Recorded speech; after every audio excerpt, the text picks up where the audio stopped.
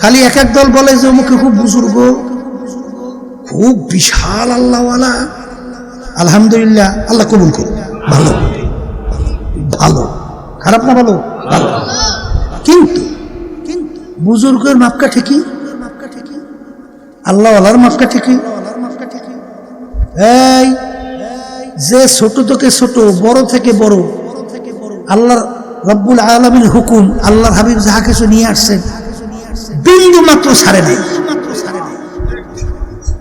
সব মানে এ হইল আল্লাহওয়ালা, এ হইল বুজুর্গ। আর তাহাজ্জুদ পড়তে পড়তে কপালে দাগ পড়ছে, সারা রাত ইবাদতের ভিতরে লিপ্ত আছে। বনি ইসরাইল হাদিসের ঘটনা, 1000 বছর ইবাদত করছে। কত বছর? হায় হায় হায়, মনের ভিতরে একটু ভাব আসে না? দিনে রোজা রাখছে, আল্লাহরে ডাকছে, রাতের তাহাজ্জুদের ভিতরে আল্লাহরে ডাকে। তার দিলের ভিতরে একটু ব্যাপার এরকম আসে না যে জান্নাতে যাইতে পারবো? আছে না? হাদিসের ভিতরে ঘটনা কি আসছে? কিয়ামতের ময়দান, আল্লাহ রাব্বুল আলামিন জাহান্নামে যে আগুন জ্বালাইবে, আগুনের পাশে নিয়ে দাঁড় করবে।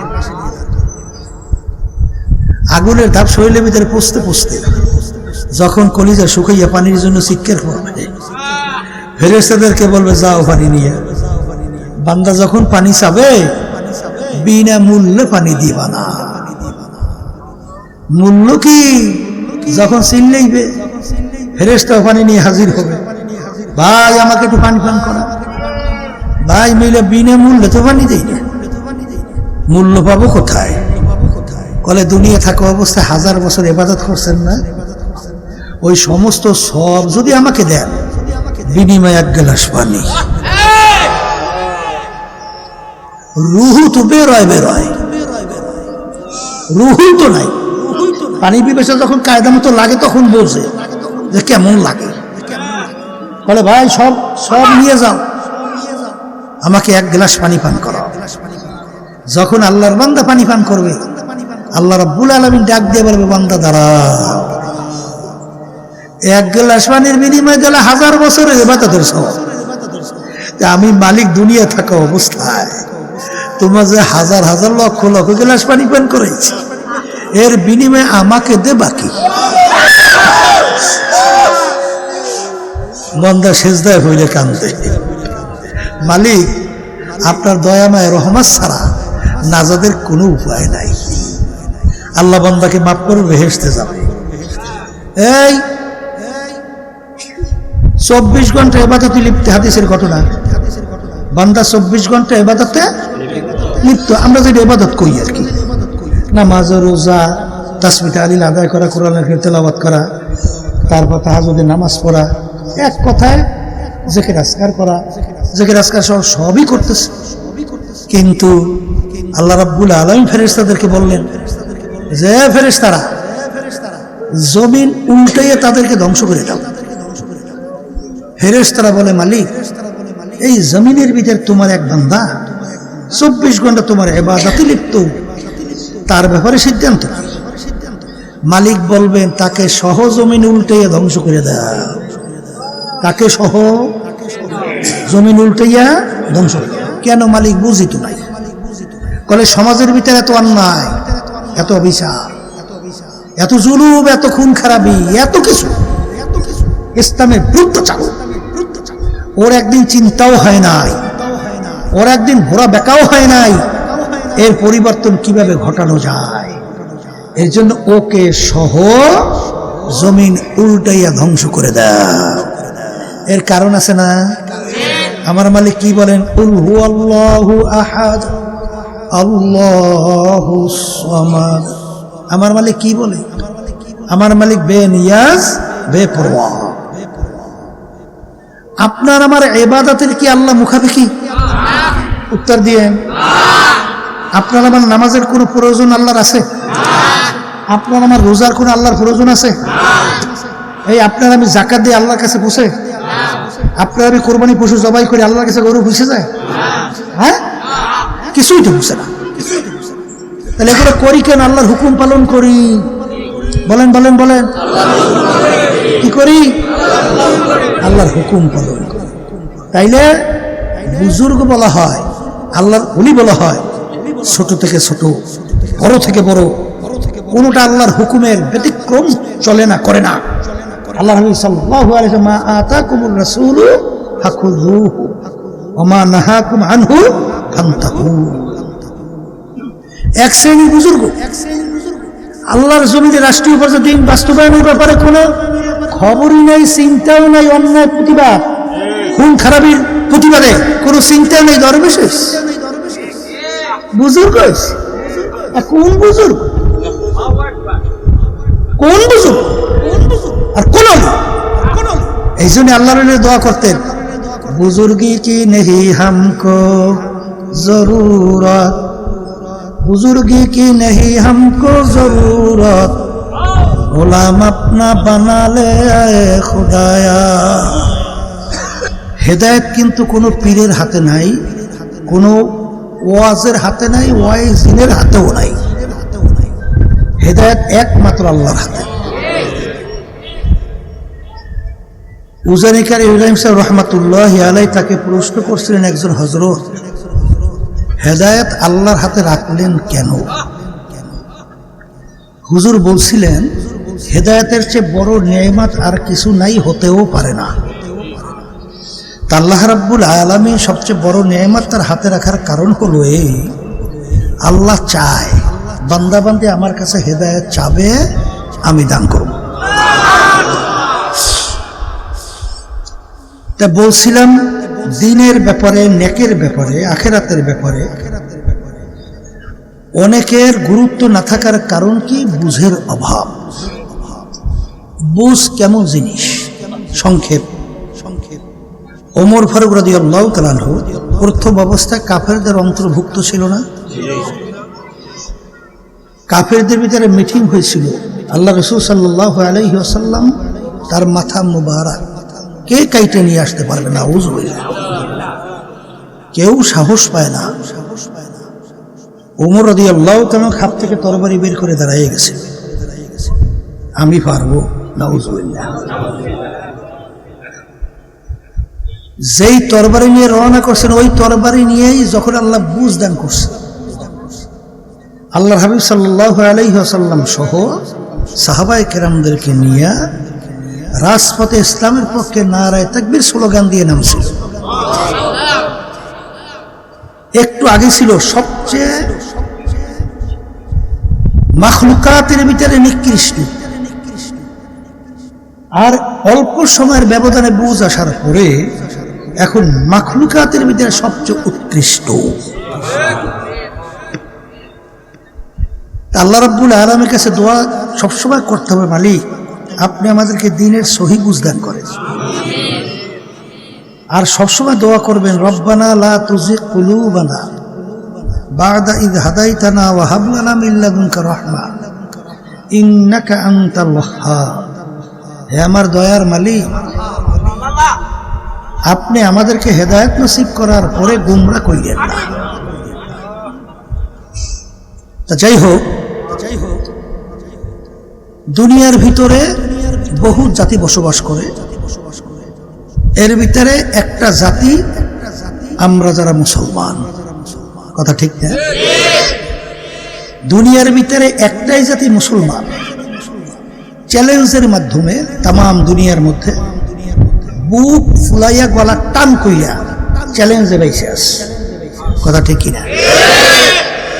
অন্য কোনো জাতি চ্যালেঞ্জের মাধ্যমে টিকতে পারে নাই, কোনোদিন পারবেও না। এক কথায়, আমরা মুসলমানের ঘরে জন্মগ্রহণ করার পরে খোদা নাকাস্ত আল্লাহ মাফ করুক, আখিরাতের স্থায়ী জিন্দেগিতে যদি জাহান্নামের শিকল হাতে পায়ে লাগে, এর চেয়ে কপাল পোড়া আর দ্বিতীয় থাকতে পারে না। এই জন্যই তো আল্লাহর ওলিরা দোয়া করতেন, আদমিয়া দাদাই বা জব মুসলমা করতাই, আয় খোদা করবা শাওয়াম ইহসাবর ইহসা করতাই। আমার দয়ার মালিক, আপনার যে আমাদের উপরে কত দয়া, কত মায়া, আপনার কাছে তো আমরা কেউ দরখাস্ত করি নাই যে মালিক আমাদেরকে দয়া মায়া করে আমাদের রূহকে মুসলমানের ঘরে দান করেন, এরকম কেউ দরখাস্ত করছি, কোনো আর্জি করছি? তাইলে বিনা দরখাস্তে বিনা চেষ্টায় রব্বুল আলামিন আমাদেরকে মুসলমানের ঘরে আল্লাহ পাঠাইছে।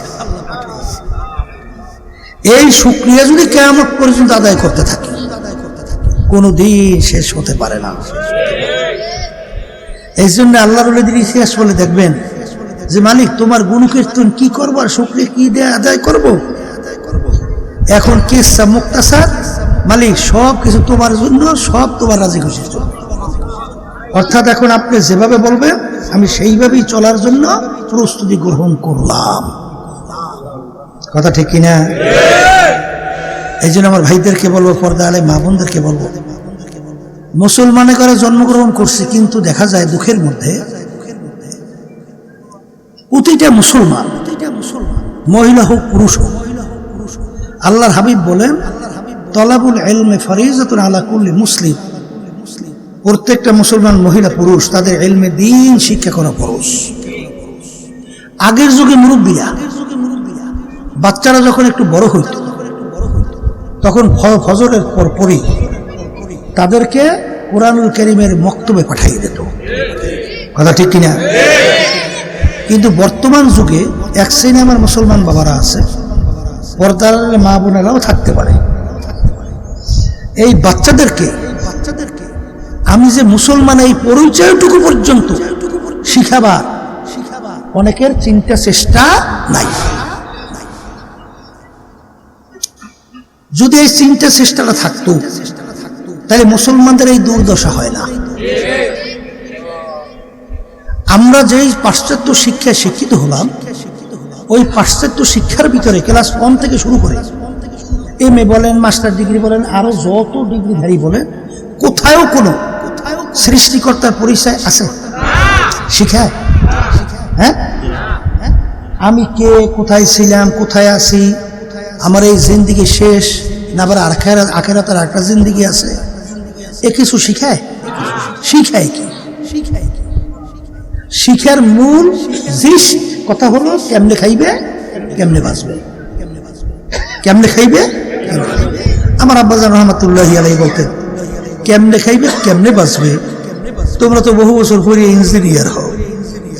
আর একটা পশু পাখি ও জন্মের থেকে শুরু করে ইঞ্জিনিয়ার হয়ে বের হয়। কথা ঠিক? এই তুমি আর আমি ডাক্তারি শিক্ষা শিখাই বহু বছর পর্যন্ত পড়াইয়া, কিন্তু অনেক পশু পাখি দেখবেন তারা কিন্তু মায়ের পেট থেকে পড়লেই ডাক্তার হইয়া বের হয়। কথা ঠিক কিনা? ওদের শরীর কিভাবে পরিচর্যা করতে হবে দেখবেন, প্রত্যেকটা বাচ্চার কিন্তু ট্রেনিং আছে। আত্মগোপন কিভাবে করতে হবে তাও কিন্তু মায়ের পেট থেকে পড়লেই কিন্তু প্রশিক্ষণ আছে। ওদেরও কিন্তু 24 ঘন্টা যতক্ষণ দুনিয়া থাকবে চিন্তা একটাই, কেমনে খাইবে, কেমনে বাঁচবে। আর তোমার চিন্তাও যদি হয় 24 ঘন্টা কেমনে খাবা, কেমনে বাঁচবা, তাহলে মানুষ আর পশুর ভিতরে পার্থক্য থাকে। এই কথা ঠিক কিনা? এই জন্য আমার বাজানদেরকে বলবো, পর্দা আলে মা বোনরা যারা শুনতেছে, মালিক আমাদেরকে বেহুদা বানায় নাই। মালিক আমাদেরকে সৃষ্টি করার একটা উদ্দেশ্য আছে। কারণ ফেরেশতাদেরকে বলছিল ইন্নী জাইলুন ফিল আরদি খলিফা, ও ফেরেশতারা আমি আর প্রতিনিধি বানাইতে চাই। ফেরেশতারা বলছেন মালিক দরকার কি, আমরাই তো আপনার তাসবিহ তাহলিল আদায় করি, আবার এদেরকে বানাইবেন, ফের তাফাজাত করবে, খুনাখুনি করবে, মারামারি কাটাকাটি করবে, অনেক ঝামেলা না। আল্লাহ রাব্বুল আলামিন বলে ইন্নী আ'লামু মা লা তা'লামুন, আমি যা জানি তোমরা তো তা জানো না। আল্লাহ রাব্বুল আলামিন আমাদেরকে বানাইছে, একটা লক্ষ্য উদ্দেশ্য আছে না? সেই লক্ষ্য উদ্দেশ্যটা হলো এই, আল্লাহ আমাদেরকে বানাইছেন তার ইবাদতের জন্য, আর অন্যান্য মাখলুকাত গুলো আল্লাহ বানাইছেন আমাদের খেদমতের জন্য। কথা ঠিক কিনা? দেখবেন এই সূর্য বলেন, চন্দ্র বলেন, গাছ বলেন, মাছ বলেন, ফল বলেন, যাহা কিছু, গাবি গরু বলেন, গরু বলেন, যা কিছু বলেন, সব কিন্তু আমাদের খেদমতে দরকার। কিন্তু একটা মানুষ দুনিয়া না থাকলে তাদের কিন্তু কিছু হয় না, আর সূর্য না থাকলে মানুষ বাঁচেই না। তাহলে সমস্ত মাখলুকাতগুলো আল্লাহ বানাইছেন আমাদের জন্য, আর আমাদেরকে আল্লাহ বানাইছেন উদ্দেশ্য কি? তার ইবাদতের জন্য। কথা ঠিক কিনা? তাহলে ইবাদতের জন্য আল্লাহ আমাদেরকে বানাইছেন, দুনিয়ায় পাঠাইছেন, স্বাধীনতা দান করছেন। স্বাধীনতা দান করছেন কেন? পরীক্ষা নেওয়ার জন্য। কোন বান্দাবান্দি আমার হুকুম অনুযায়ী চলে আর কে চলে না। পরীক্ষার হলের ভিতরে স্বাধীনতা থাকে, নাহলে পরীক্ষার হল হয় না। আর আল্লাহ রাব্বুল আলামিন আপনাকে আমাকে স্বাধীনতা দিয়া দুইটা রাস্তা দেখাইয়া দিয়েছেন, হাদাইনাহুম নাজদাইন। একটা বেহেশতের রাস্তা, চিরস্থায়ী শান্তির জায়গা, আর একটা হলো জাহান্নামের রাস্তা, অশান্তির জায়গা। তোমরা যারা বেহেশতের রাস্তায় চলবা, এই স্বাধীনতার মধ্যে আমি তাদেরকে ওই রাস্তায় চলার আমি শক্তি তাদেরকে আমি দান করব, তৌফিক দান করব, ক্ষমতা দান করব। আর যদি কেউ জাহান্নামের রাস্তায় চলতে চাও, তাও আমি স্বাধীনতার ভিতরে বাধা দেব না, ওই রাস্তায় চলার আমি শান্তি দান, শক্তি দান করব। এই জন্য দেখবেন কাফেরেরা, জালেমেরা, মিথ্যাচাররা, খুনিরা, চাঁদাবাজরা, দুর্নীতিবাজরা দুনিয়ার ভিতরে যা কিছু করে, আল্লাহ ওদেরকে কিছু বলে? আল্লাহ রাসূল সাল্লাল্লাহু আলাইহি ওয়াসাল্লামের সে প্রিয়, আল্লাহর কাছে দ্বিতীয় আর কেউ আছে? আর কোনোদিন হবে? হইতে পারে? কিন্তু কাফেরেরা আল্লাহর হাবিবের উপরে কি পরিমাণ আক্রমণ করছে। তায়েফের ময়দান কিভাবে আল্লাহর হাবিবের শরীরের উপরে পাথর মোবারক নিক্ষেপ করছে, উহুদের ময়দান আল্লাহর উপরে কিভাবে অত্যাচার করছে। কিন্তু আল্লাহর হাবিবের রক্ত মোবারক শরীর মোবারক থেকে ঝইরা জুতা মোবারক পর্যন্ত আটকে গেছিল, হেলমেট ভাইঙ্গা মাথা মোবারক ঢুকে পর্যন্ত গেছিল। এত নির্যাতন করার পরেও এই স্বাধীনতার ভিতরে পরীক্ষার হলে আমার মালিক ওদেরকে কিছু বলছে? বলেন না, কিছু বলছে? কেন বলে নাই? বলেন স্বাধীনতা, বলেন বলেন বলেন বলেন। কিন্তু এই স্বাধীনতার পরে দেখবেন ওই এক কবি বলছিলেন, কাগজ কাটেঙ্গে ঘুড়ি বানায়া, উড়ায়া পবন কে সাথ মিলা দেয়া, ঘুড়ি বেচারা কেয়া করেগা, রস্সি মেরা হাত। ঘুড়ি যখন আকাশের ভিতরে উড়ায়, ও উপরের যখন নাকি বাতাস পায়, ও কায়দা করেই তো উঠতে থাকে, আর মাথার আস্তে আস্তে এরকম নাড়াইতেও থাকে। মনে হয় যেন বলতে আছে ঘুড়িওয়ালা, আমি সুইটে চলে আসছি, আর বাবা না। ঘুড়িওয়ালা কি বলে? ও ঘুড়ি, যত উপরে উঠো, যত উপরে উঠো, রশি কিন্তু আমার হাতে ধরা। যখন সময় হবে আস্তে নাডুইতে যখন প্যাঁচ দাও শুরু করবো, ও ঘুড়ি আর কিন্তু থাকতে পারবি না। তা ঠিক আল্লাহ রাব্বুল আলামিন আমাদেরকে স্বাধীনতা দিয়েছেন, অনেকে ধরাকে সরাজ্ঞান মনে করেন না, যেরকম ইচ্ছে সেরকম করেন, জুলুম করেন, ওলামায়ে কেরাম হক্কানীদেরকে গালি দেন, সুযোগ পাইলে মারতেও চান, আরো অনেক কিছু করেন না। কিন্তু মনে করছেন যে মনে হয় আল্লাহ থেকে আপনারা মনে হয় সুইটেই আসেন, আর মনে হয় যাওয়াটাও লাগবে না। কি কথা ঠিক কিনা? কিন্তু আল্লাহ রাব্বুল আলামিন বলেন, কুল্লু নাফসিন যায়িকাতুল মাউত, প্রত্যেকের মুখের ভিতরে মৌতের রশি লাগাই ছেড়ে দিচ্ছি। যত ঘোরো আর যত ঊর্ধ্ব আকাশে ওড়ো, রশি কিন্তু আমার হাতে। যখন সময় হবে নাডুইতে যখন প্যাঁচ দেব, আর থাকতে পারবি না। কেউ পারছে? কোনদিন পারবে? মূসা আলাইহিস সালামের সঙ্গে মাওলার সঙ্গে কথোপকথন হইতেছিল, মালিক আপনার কাছে দোয়া করলে এই এক পশমের বিনিময় 500 বছর করে হায়াত বাড়াইয়ে দেবেন। কয় পশম? এক পশমের বিনিময়ে 500 বছর হায়াত। তাই শরীরে পশম তো সংখ্যা অনেক, তাই 500 বছর পর এক একটা পশম করে গুনলে কত লক্ষ কোটি হাজার বছর হয়, এখনো শেষ আছে? মূসা আলাইহিস সালাম জিজ্ঞেস করে, মালিক বুঝলাম পশমের বিনিময়ে 500 বছর করে হায়াত পাবো, এরপরে কি হইবে? বলে এরপরেও কুল্লু নাফসিন যায়িকাতুল মাউত, এরপরেও মরণ লাগবে। মূসা আলাইহিস সালাম বলে, মালিক তাহলে আর হায়াত বাড়াইয়া দোয়া করিয়া লাভ নাই, আপনার সিদ্ধান্ত অনুযায়ী আমি প্রস্তুত আছি, এখন আজরাইল পাঠান, অসুবিধা নাই মালিক। তাহলে বোঝা গেল যত হায়াত পাও আর যাহা কিছু মৌতের শরাব পান করতেই হবে। এই কথা ঠিক না হবে? ঠিক। তাহলে যেহেতু মরণ লাগবে, এই জন্য আমার বাজানদেরকে বলো, পর্দা আলে মা বোনদেরকে বলবো, আমার আব্বাজান রহমতুল্লাহ আলাই বলতেন, বাজান তোমরা যারা নাস্তিক মনা, বস্তুবাদী মনা, দুনিয়া ক্ষণস্থায়ী জিন্দিগির পিছনে পড়া, তোমাদেরকে একটা কথা বল, ধৈর্য নাও, কিছু হবে না। তাইলে বাঁচলাম, কিন্তু যদি হইয়া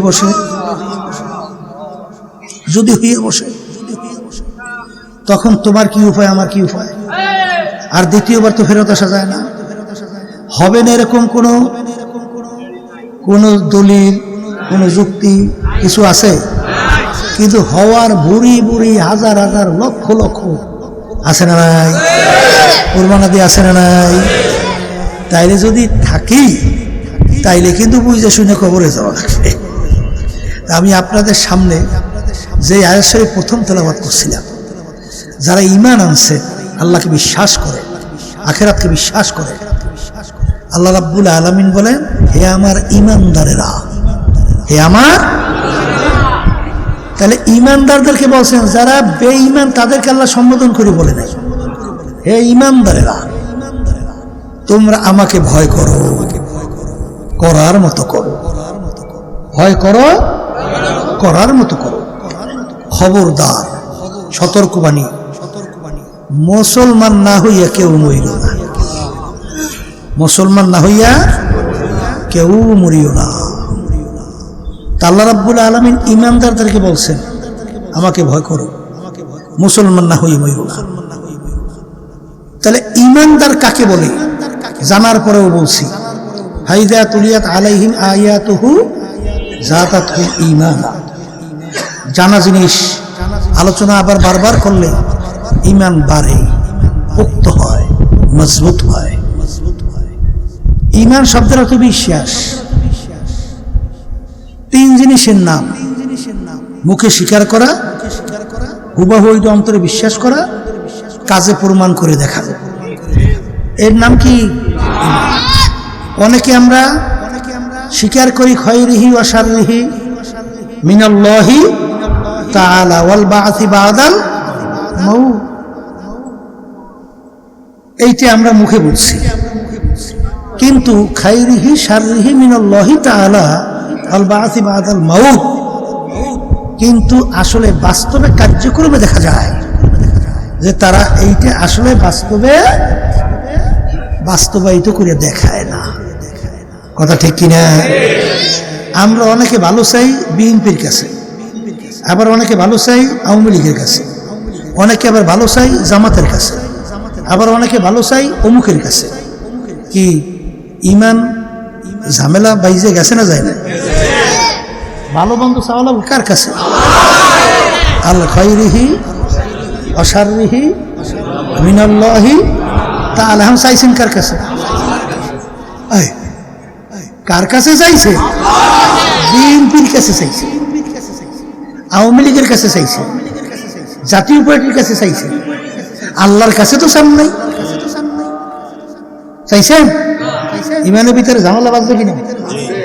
এই জন্য হাদিসের ভিতরে অনেক নামাজি নামাজ পড়ে, ঈমান নাই। আল্লাহ রাব্বুল আলামিন কোরআনুল কারীমের ভিতরে বলেন, ফাওয়াইলুল লিল মুসাল্লিন, নামাজির জন্যই জাহান্নাম। কোন নামাজি? আল্লাযীনা হুম ইউরাউন, দিক দেখায় আল্লাহর সামনে দাঁড়াই আছি, ভিতরের মানুষকে দেখাবার জন্য, অন্য কোনো উদ্দেশ্যে। কথা ঠিক কিনা? এই জন্য হাদিসের ভিতরে আল্লাহ রাসূল সাল্লাল্লাহু আলাইহি ওয়াসাল্লাম বলেন, ইন্নাল্লাহা লা ইয়ানজুরু ইলা সুওয়ারিকুম ওয়া আমালিকুম ওয়ালাকিন ইয়ানজুরু ইলা নিয়াতিকুম ওয়া কুলুবিকুম, আও কামা ক্বালা আলাইহিস সালাতু ওয়াস সালাম।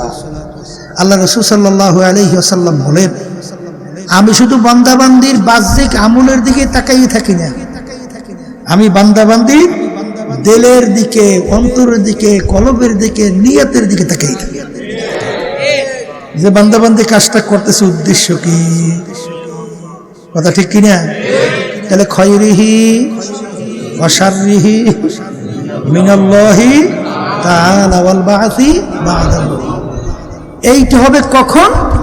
আল্লাহর হাবিব বলেন আখলিস দীনাকা ইয়াকফিকা আমালুল কলিল। তোমার ঈমানটা যদি নির্ভেজাল হয়, স্বচ্ছ হয়, পরিচ্ছন্ন হয়, অল্প নেক আমল করবে, নাজাত পেয়ে জান্নাতে যাবে। আর বস্তা বড় আমল ঈমানের ভিতরে ভেজাল, জাহান্নামে চলে যাবে। কথা ঠিক কিনা? আর সবসময় মনে রেখেন, খালি এক এক দল বলে যে অমুকে খুব বুজুর্গ, খুব বিশাল আল্লাহওয়ালা, আলহামদুলিল্লাহ, আল্লাহ কবুল করুন, ভালো ভালো, খারাপ না ভালো ভালো, কিন্তু বুজুর্গের মাপকা ঠিকই, আল্লাহওয়ালার মাপকা ঠিকই। এই যে ছোট থেকে ছোট, বড় থেকে বড়, আল্লাহর রব্বুল আলামিনের হুকুম, আল্লাহর হাবিব যাহা কিছু নিয়ে আসছেন বিন্দু মাত্র ছাড়ে নাই, সব মানে এ হইল আল্লাহওয়ালা, এ হইল বুজুর্গ। আর তাহাজ্জুদ পড়তে পড়তে কপালে দাগ পড়ছে, সারা রাত ইবাদতের ভিতরে লিপ্ত আছে। বনি ইসরাইল হাদিসের ঘটনা, 1000 বছর ইবাদত করছে। কত বছর? হায় হায় হায়, মনের ভিতরে একটু ভাব আসে না?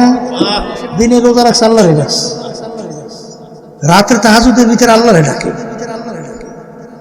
তার দিলের ভিতরে একটু ব্যাপার এরকম আসে না যে জান্নাতে যাইতে পারবো? আসে না? হাদিসের ভিতরে ঘটনা কি আসছে? কিয়ামতের ময়দান, আল্লাহ রাব্বুল আলামিন জাহান্নামে যে আগুন জ্বালাইবে, আগুনের পাশে নিয়ে দাঁড় করবে। আগুনের ধাপ শরীরের ভিতরে পচতে পচতে যখন কলিজা শুকাইয়া পানির জন্য চিৎকার করবে, ফেরেশতাদেরকে বলবে যাও পানি নিয়ে। বান্দা যখন পানি চাবে, বিনা মূল্যে পানি দিবা না। মূল্য কি? যখন চিল্লাইবে, ফেরেশতা পানি নিয়ে হাজির হবে, ভাই আমাকে একটু পানি পান করা। ভাই মিলে বিনা মূল্যে তো পানি দেই না, মূল্য পাবো কোথায়? বলে দুনিয়া থাকা অবস্থায় 1000 বছর ইবাদত করছেন না, ওই সমস্ত সব যদি আমাকে দেন, বিনিময়ে 1 গ্লাস পানি। রুহু তো বেরোয়, রুহু তো নাই। পানি পিপাসা যখন কায়দা মতো লাগে তখন বোঝে যে কেমন লাগে। বলে ভাই সব সব নিয়ে যাও, আমাকে 1 গ্লাস পানি পান করো। যখন আল্লাহর বান্দা পানি পান করবে, আল্লাহ রাব্বুল আলামিন ডাক দিয়ে বলবে, বান্দা দাঁড়াও, 1 গ্লাস পানির বিনিময়ে দিলে 1000 বছরের ইবাদতের সওয়াব। আমি মালিক দুনিয়া থাকা অবস্থায় তোমার যে হাজার হাজার লক্ষ লক্ষ গ্লাস পানি পান করেছি, এর বিনিময়ে আমাকে দে বাকি। বান্দা সেজদায় হইলে কান্দে, মালিক আপনার দয়াময় রহমত ছাড়া নাজাদের কোনো উপায় নাই। আল্লাহ বান্দাকে মাফ করে বেহেশতে যাবে। এই 24 ঘন্টা ইবাদতে লিপ্ত, হাদিসের ঘটনা, বান্দা 24 ঘন্টা ইবাদতে লিপ্ত। আমরা যেটা ইবাদত করি আর কি, নামাজ, রোজা, তাসবিহ তাহলিল আদায় করা, কোরআনের তেলাওয়াত করা, তারপর তাহাজ্জুদের নামাজ পড়া, এক কথায় জিকির আজকার করা, জিকির আজকার সবই করতেছে। কিন্তু আল্লাহ রাব্বুল আলামিন ফেরেশতাদেরকে বললেন যে ফেরেশতারা, জমিন উল্টাইয়ে তাদেরকে ধ্বংস করে দাও। ফেরেশতারা বলে, মালিক এই জমিনের ভিতরে তোমার এক বান্দা 24 ঘন্টা তোমার ইবাদতে লিপ্ত, তার ব্যাপারে সিদ্ধান্ত। মালিক বলবেন তাকে সহ জমিন উল্টাইয়া ধ্বংস করে দাও, তাকে সহ জমিন উল্টাইয়া ধ্বংস। কেন মালিক? বুঝিত নাই। বলে সমাজের ভিতরে এত অন্যায়, এত অবিচার, এত জুলুম, এত খুন খারাপি, এত কিছু, ইসলামের বিরুদ্ধ চালু, ওর একদিন চিন্তাও হয় নাই, ওর একদিন ঘোরা বেকাও হয় নাই, এর পরিবর্তন কিভাবে ঘটানো যায়। এর জন্য ওকে সহ জমিন উল্টাইয়া ধ্বংস করে দাও। এর কারণ আছে না? আমার মালিক কি বলেন? কুল হুয়াল্লাহু আহাদ আল্লাহুস সামাদ। আমার মালিক কি বলে? আমার মালিক বেনিয়াজ বেপরোয়া। আপনার আমার ইবাদতের কি আল্লাহ মুখাপেক্ষী? উত্তর দিয়েন। আপনার আমার নামাজের কোনো প্রয়োজন আল্লাহর আছে? আপনার আমার রোজার কোনো আল্লাহর প্রয়োজন আছে?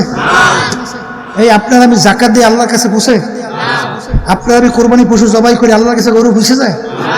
হ্যাঁ, কিছুই তো পৌঁছে না। তাহলে এগুলো করি কেন? আল্লাহর হুকুম পালন করি। বলেন বলেন বলেন, কি করি? আল্লাহর হুকুম পালন করি। তাইলে বুজুর্গ বলা হয়, আল্লাহর ওলি বলা হয়, ছোট থেকে ছোট, বড় থেকে বড়, কোনটা আল্লাহর হুকুমের ব্যতিক্রম চলে না, করে না। আল্লাহ নবী সাল্লাল্লাহু আলাইহি ওয়াসাল্লাম, মা আতাকুমুর রাসূলু ফাখুযুহু ওয়া মা নাহাকুম আনহু ফান্তাহু। এক শ্রেণীর বুজুর্গ আল্লাহর জমিনে রাষ্ট্রীয় পর্যায়ে দিন বাস্তবায়নের ব্যাপারে কোনো খবরই নাই, চিন্তাও নাই। অন্যায় প্রতিবাদ, খুন খারাপির প্রতিবাদে কোনো চিন্তা নেই। দরবেশেষ বুজুর্গ। কোন বুজুর্গ? কোন বুজুর্গ? আর কোন? এই জন্য আল্লাহর দোয়া করতেন, বুজুর্গি কি নেহি হামকো জরুরত, বুজুর্গি কি নেহি হামকো জরুরত, গোলাম আপনা বানালে খুদায়া। আল্লাহ রাব্বুল আলামিন তার হাবিবের উপদেশে আব্দুহু ওয়া রাসূলুহু, আগে আমার বান্দা, এরপর আমার রাসূল। এই জন্য আমার বাজানদেরকে বলো, পর্দা আলে মা বোনদেরকে বলবো, দিন পরিপূর্ণ, বাড়তি কমতে কোনো দিক নাই। আল্লাহ বলছেন উদখুলু ফিস সিলমি কাফা, দিনের ভিতরে পুরা ঢোকো। কথা বোঝেন নাই? ওই যে অনেক সময় হাদিস শুনাই, ঘটনা আজকেও শুনাই। আল্লাহ নবী সাল্লাল্লাহু আলাইহি ওয়াসাল্লাম সাহাবা কেরামদের মসজিদের ভিতরে বসা, একজন সাহাবা ঢুকছেন, এখন হুজুর পানি শুকায় নাই। আল্লাহ নবী সাহাবা কেরামদেরকে লক্ষ্য করে বলতেছেন, তোমরা যদি বেহেশতের লোক দেখতে চাও, তাকে ইঙ্গিত করে বলতেছেন দেখে নাও। পরদিন আল্লাহর হাবিব বলেন, বেহেশতের লোক দেখতে চাও, দেখে নাও, ইঙ্গিত করলেন একই ব্যক্তি।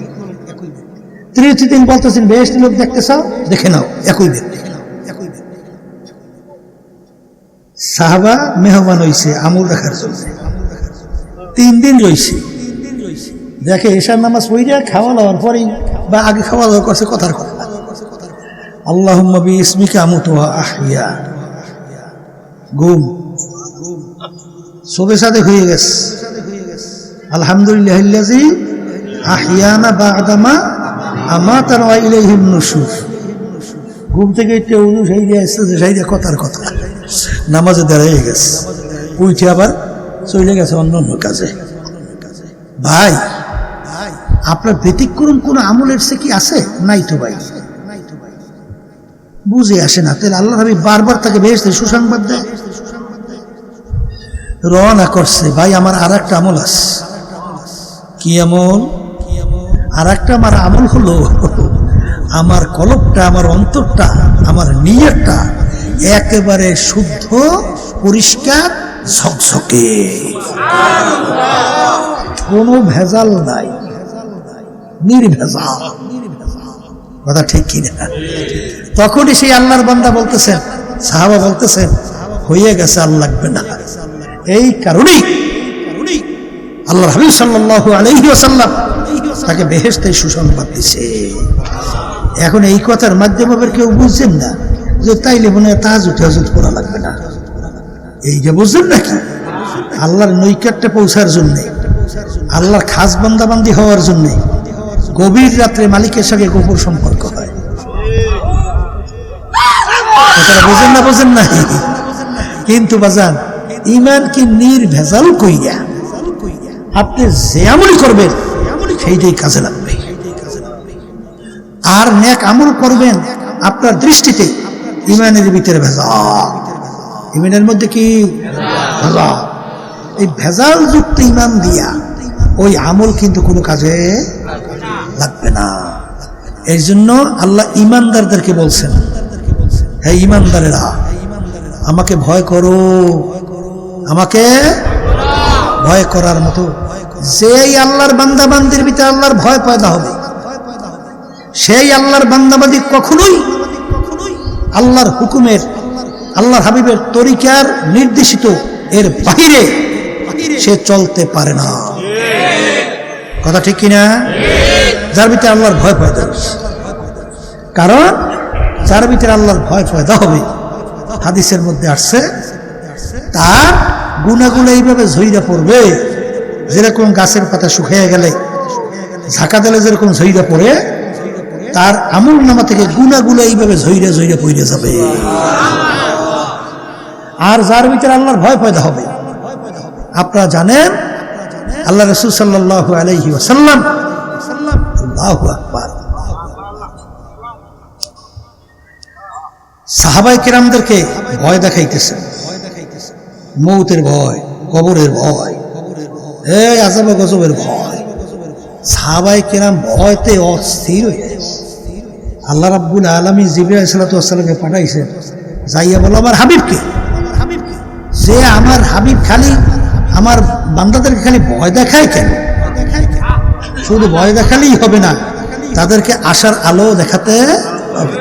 আমি মালিক কি একেবারেই বেশি নাকি রাগী নাকি বা কি কয়, তাই বলে আমি তো রহমানুর রহিম,